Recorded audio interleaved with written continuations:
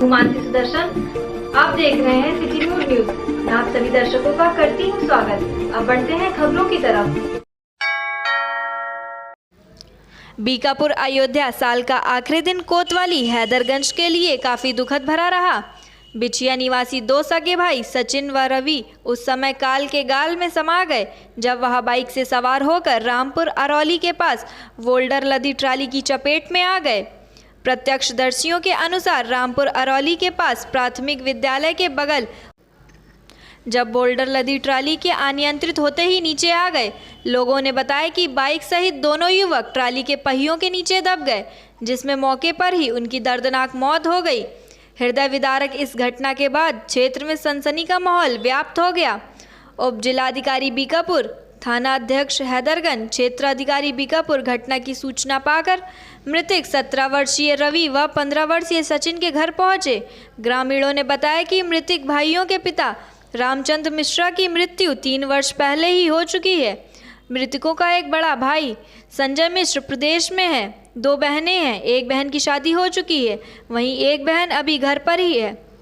मृतकों का पंचनामा करके शव को पोस्टमार्टम के लिए पुलिस ने भेज दिया है। इस संबंध में क्षेत्राधिकारी सत्येंद्र भूषण त्रिपाठी ने बताया कि ट्रैक्टर और क्षतिग्रस्त मोटरसाइकिल को कब्जे में ले लिया गया है। अन्य कार्रवाई की जा रही है।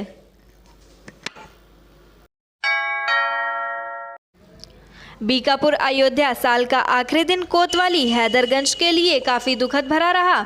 बिछिया निवासी 2 सगे भाई सचिन व रवि उस समय काल के गाल में समा गए जब वह बाइक से सवार होकर रामपुर अरौली के पास वोल्डर लदी ट्राली की चपेट में आ गए। प्रत्यक्षदर्शियों के अनुसार रामपुर अरौली के पास प्राथमिक विद्यालय के बगल जब बोल्डर लदी ट्राली के अनियंत्रित होते ही नीचे आ गए। लोगों ने बताया कि बाइक सहित दोनों युवक ट्राली के पहियों के नीचे दब गए, जिसमें मौके पर ही उनकी दर्दनाक मौत हो गई। हृदय विदारक इस घटना के बाद क्षेत्र में सनसनी का माहौल व्याप्त हो गया। उप जिलाधिकारी बीकापुर, थाना अध्यक्ष हैदरगंज, क्षेत्राधिकारी बीकापुर घटना की सूचना पाकर मृतक 17 वर्षीय रवि व 15 वर्षीय सचिन के घर पहुंचे। ग्रामीणों ने बताया कि मृतक भाइयों के पिता रामचंद्र मिश्रा की मृत्यु 3 वर्ष पहले ही हो चुकी है। मृतकों का एक बड़ा भाई संजय मिश्र प्रदेश में है। 2 बहनें हैं, एक बहन की शादी हो चुकी है, वहीं एक बहन अभी घर पर ही है। मृतकों का पंचनामा करके शव को पोस्टमार्टम के लिए पुलिस ने भेज दिया है।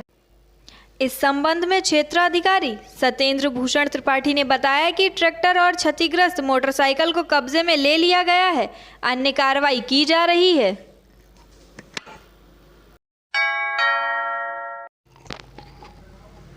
अयोध्या धाम के सौंदर्यीकरण में मुख्यमंत्री योगी आदित्यनाथ के द्वारा किए गए शिलान्यास को लेकर निर्माण कार्यों की प्रक्रिया भी शुरू कर दी गई है। अयोध्या धाम की व्यवस्थाओं को सुचारू रूप से संचालित करने के लिए राम जन्मभूमि परिसर के ही निकट जोन कार्यालय बनाए जाने की भी तैयारियां हैं। साथ ही अयोध्या धाम में राम मंदिर तक आने वाले श्रद्धालुओं के वाहन पार्किंग सहित सड़क चौड़ीकरण में प्रभावित हो रहे व्यापारियों के लिए दुकान की भी व्यवस्था बनाई जा रही है, जिसको लेकर अयोध्या विकास प्राधिकरण के उपाध्यक्ष विशाल सिंह ने भूमि पूजन कर शुभारंभ किया है।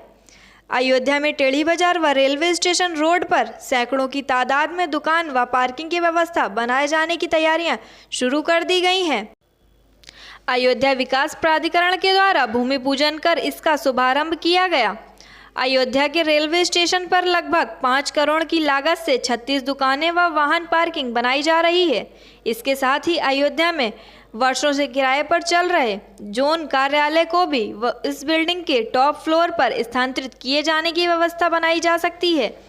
तो वहीं टेढ़ी बाजार पर भी सैकड़ों दुकानों व बड़ी पार्किंग की व्यवस्था बनाए जाने का कार्य प्रारंभ कर दिया गया है।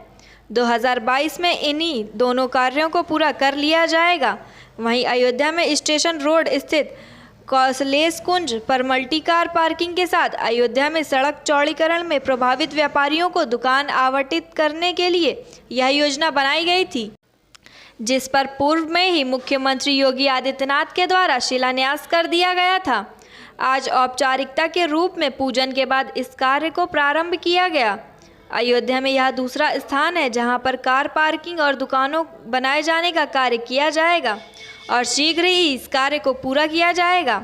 इसके साथ ही इस स्थल के आसपास राम मंदिर के लिए आने वाले श्रद्धालुओं के लिए बैठक की व्यवस्था, शौचालय व विश्राम की व्यवस्था व पीने वाले पानी की व्यवस्था को भी बनाया जाएगा।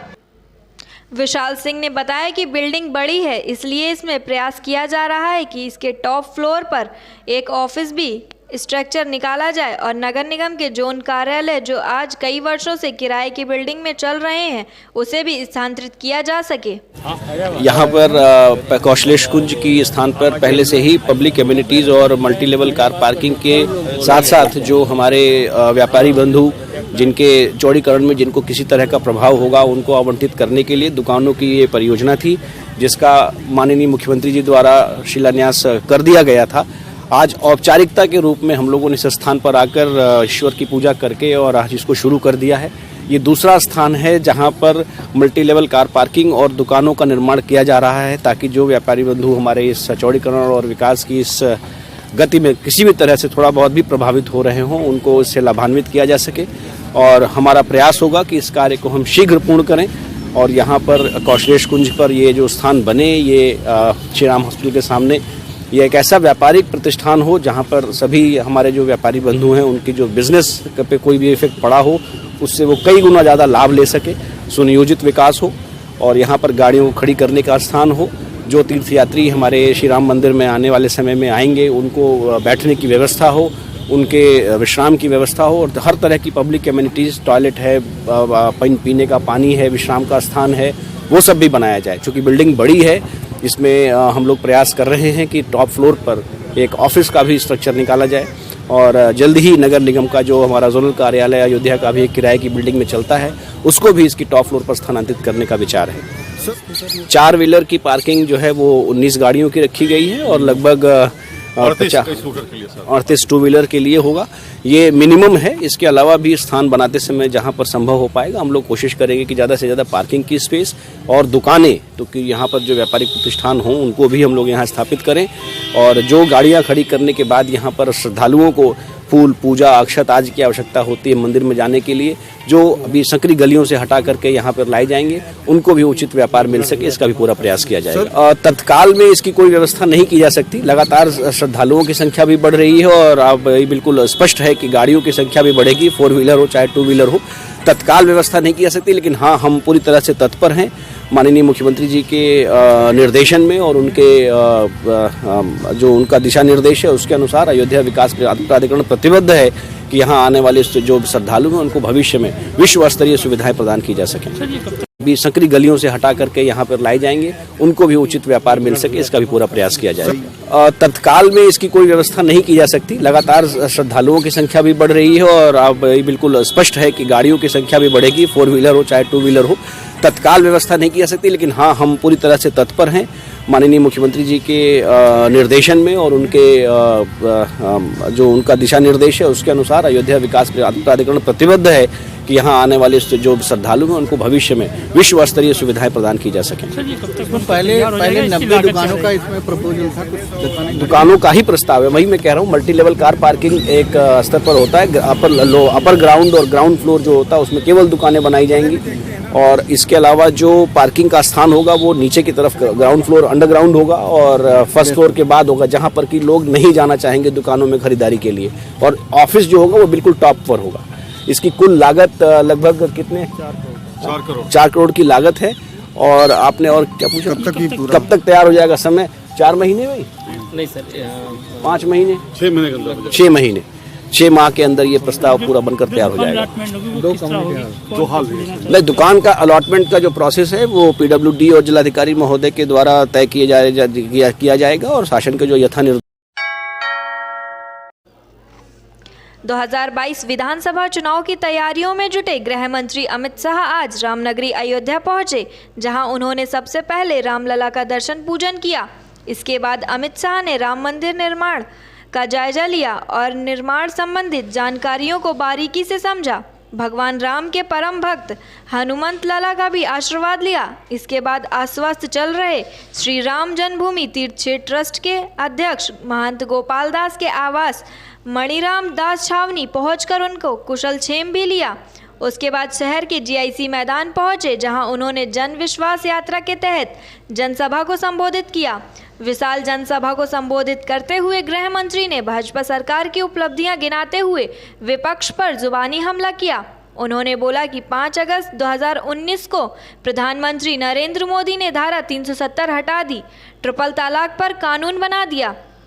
अब अखिलेश यादव की दूसरी पीढ़ी भी आ जाए तो धारा 370 को लागू नहीं कर सकती है और ना ही ट्रिपल तलाक पर कोई कानून हटा सकती है। गृह मंत्री अमित शाह ने संबोधित करते हुए कहा कि जब अखिलेश यादव अयोध्या आकर वोट मांगे तो उनसे पूछना कार सेवकों पर गोली क्यों चलाई गई थी, कार सेवकों पर डंडे क्यों बरसाए गए थे, क्या दोष था कार सेवकों का। यह धारा 370 हटा दो तो इन साहब को क्या आपत्ति है।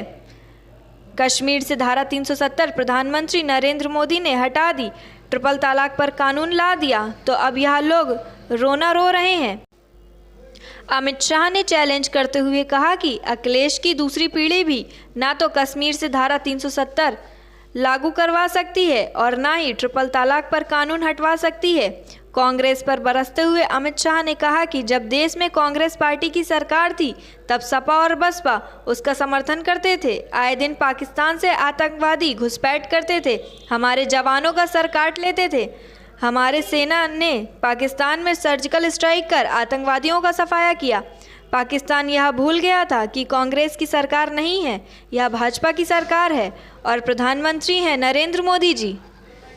5 अगस्त 2019 को पार्लियामेंट में मोदी जी ने धारा 370 को उठाकर फेंका।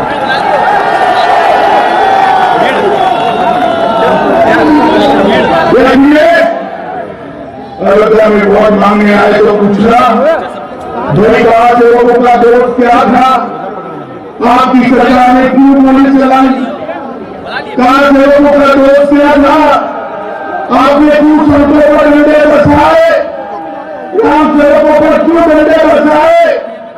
ये धारा 370 हटे, इसमें आपको क्या आपत्ति है। इसको ट्रिपल तलाक जाना चाहिए या नहीं जाना चाहिए, जो जाना चाहिए नहीं जाना चाहिए। अब मोदी जी ने हटा दिया, ये लोग रोना रो रहे, ट्रिपल तलाक लाओ, ट्रिपल तलाक लाओ, ट्रिपल तलाक लाओ। अब ये बाबू आपकी दूसरी पीढ़ी भी आ जाएगी ना धारा 370 वापिस आने वाली है ना ट्रिपल तलाक। कांग्रेस पार्टी की सरकार थी, सपा बसपा उसका समर्थन करते थे।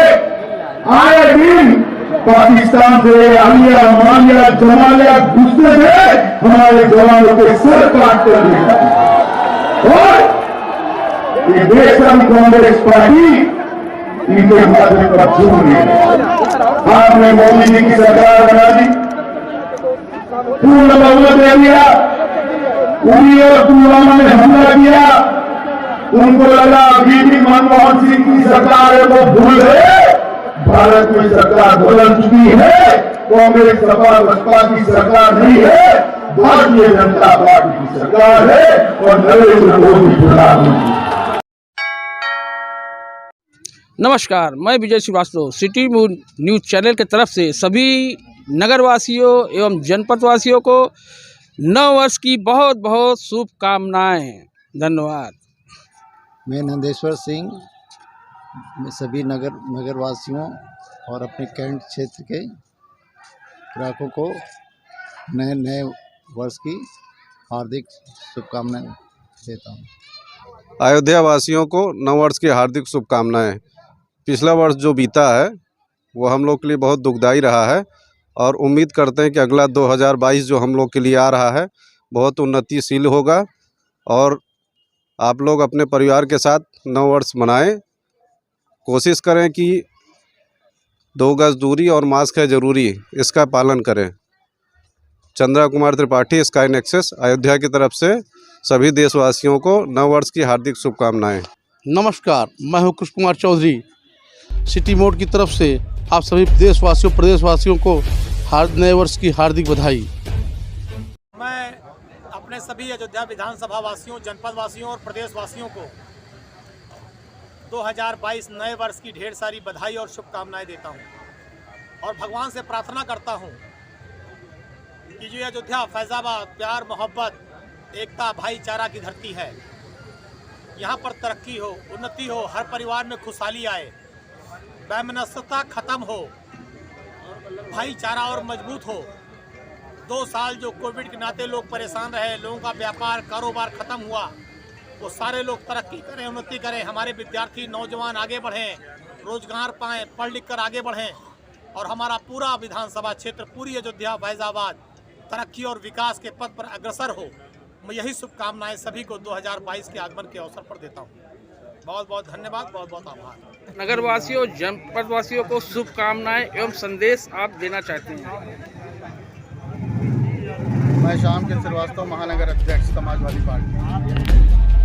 आज 21 दिसंबर है और 2021 का आज आखिरी दिन।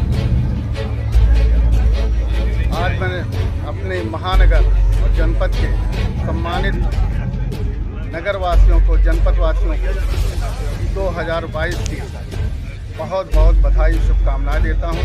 इसलिए देता हूं कि 2022 इस जनपद में, इस प्रदेश में एक नई ऊर्जा के साथ आ रहा है और 2022 सबके जीवन में एक समृद्धि लाएगा, भाईचारा लाएगा और 2022 एक नई तरंग के साथ आ रहा है। जनता की जो उम्मीद है उस पर 2022 समाजवादियों का होगा।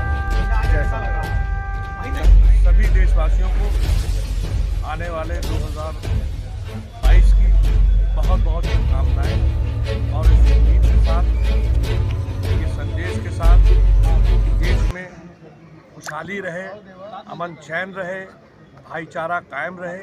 इन्हीं बातों के साथ नए साल में और ये उम्मीद करूंगा कि ये नया साल हम लोगों के बीच में जो पुराना साल बीता है कोरोना काल का, ये नया साल उन सब से मुक्ति हम लोगों को दिलाए। नव वर्ष के शुभ अवसर पर आप देख रहे हैं ये गुलाबबाड़ी का मैदान है। नव वर्ष के उपलक्ष्य में यहाँ पर नगरवासी लोग टहलने के लिए, घूमने के लिए और नया वर्ष मनाने के लिए आ रहे हैं। और इन लोगों का प्रोग्राम घूमने के बाद शाम को पार्टी का प्रोग्राम होगा। और ये हमारे एक नगरवासी हैं, ये नए साल पे क्या कहना चाहते हैं आपको बताएंगे। सभी को सबसे पहले नव वर्ष की बहुत बहुत शुभकामनाएं देना चाहूँगा। सभी फैज़ाबाद वासियों को, सभी अवध के वासियों को नव वर्ष की बहुत ढेर सारी शुभकामनाएं हमारी तरफ से और आप सबकी तरफ से। धन्यवाद। अभी आपको एक दर्शक नव वर्ष की शुभकामनाएं दे रहे थे और हमारे न्यूज़ चैनल की तरफ से भी सभी नगरवासियों एवं जनपद वासियों को एवं देशवासियों को नव वर्ष की बहुत बहुत शुभकामनाएं। और आने वाले नव वर्ष में हम लोग अपेक्षा रखते हैं कि हमारा 2022 अच्छे से निकले सभी के लिए। और एक दर्शक से बात कराते हैं नए वर्ष के शुभ अवसर पर। जी जी बताएं। नमस्कार। नए वर्ष पे नगरवासियों को बधाई देना चाहते हैं और आगे क्या शुभकामनाएं देना चाहते हैं? बिल्कुल हर्षोल्लास के साथ अपने जीवन की सब लोग शुरुआत करें, हमारी तो यही बधाई है। बाकी बहुत लोगों की ऐसी मान्यता है कि बहुत लोगों का नया वर्ष इस साल भर में कई बार मनाया जाता है, तो हमें सबका सम्मान भी करना चाहिए और हमेशा हर्षोल्लास के साथ आगे बढ़ना चाहिए। Thank you. अभी आप लोगों ने देखा और हमारे न्यूज़ चैनल की तरफ से और प्रशासन की तरफ से गाइडलाइन जारी की गई है कि आप लोग मास्क, कोरोना से बचाव के लिए मास्क का प्रयोग करें और 2 गज की दूरी बनाए रखें और कोई भी दुकानदार बिना मास्क के किसी भी ग्राहक को कोई भी सामान ना दे। लेकिन यहाँ पे या सार्वजनिक स्थान पे आने के बाद जो है पता लगता है कि लोगों के मुंह से मास्क नदारत है। अभी प्रशासन की तरफ से कार्रवाई नहीं हो रही है। अभी गाइडलाइन जारी की गई है, लोगों को बताया जा रहा है कि आप जो है मास्क लगाइए और 2 गज की दूरी बनाए रखिए। अभी एक दर्शक आते हैं, अभी आपको नव वर्ष की शुभकामनाएं। आप सभी को नव वर्ष की शुभकामनाएं पूर्व संध्या पे। दर्शक आते हैं अभी, आपको नव वर्ष की शुभकामनाएं। आप सभी को नव वर्ष की शुभकामनाएं पूर्व संध्या पे। अब आपने देखा कि गुलाबबाड़ी के मैदान में लोग आ रहे हैं और आप लोगों को शुभकामनाएं दे रहे हैं और अपेक्षा करते हैं कि आने वाले दिनों में आप लोग कोरोना से बचाव करिए और मास्क ज़रूर लगाइए। आप जो है नए साल पे आप लोग जो है कोरोना का प्रोटोकॉल का पालन करें और अपने भविष्य को उज्जवल बनाने के लिए निरंतर मेहनत करते रहें और कामयाबी को अग्रसर हों। धन्यवाद। धन्यवाद धन्यवाद।